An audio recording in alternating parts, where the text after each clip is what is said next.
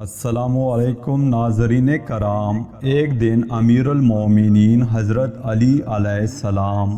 مسجد کے دروازے پر اپنے خچر سے اترے تو آپ علیہ السلام نے اپنا خچر حفاظت کے خیال سے ایک شخص کے حوالے کیا اور خود مسجد میں تشریف لے گئے۔ آپ علیہ السلام کے جانے کے بعد اس شخص کے دل میں خیانت آ گئی اور اس نے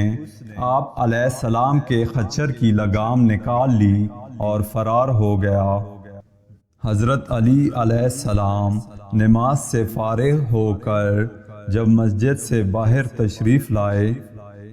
تو آپ علیہ السلام کے ہاتھ میں 2 درہم تھے۔ یہ 2 درہم آپ علیہ السلام خچر کی نگہبانی کرنے والے شخص کو بطور معاوضہ دینا چاہتے تھے، لیکن آپ علیہ السلام نے دیکھا کہ خچر بغیر لگام کے خالی کھڑا ہے۔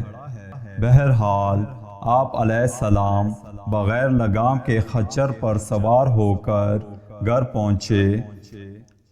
اور اپنے غلام کو 2 درہم دیے کہ وہ بازار سے دوسری لگام خرید لائے۔ غلام بازار گیا، اس نے وہی لگام ایک شخص کے ہاتھ میں دیکھی۔ پوچھنے پر معلوم ہوا کہ ایک شخص یہ لگام 2 درہم میں فروخت کر گیا ہے۔ غلام نے اس شخص سے 2 درہم میں لگام خرید لی اور واپس آ گیا اور آپ علیہ السلام کو ساری بات بتائی تو آپ علیہ السلام نے فرمایا، بندہ بعض اوقات خود صبر نہ کرنے اور عجلت سے کام لینے کی وجہ سے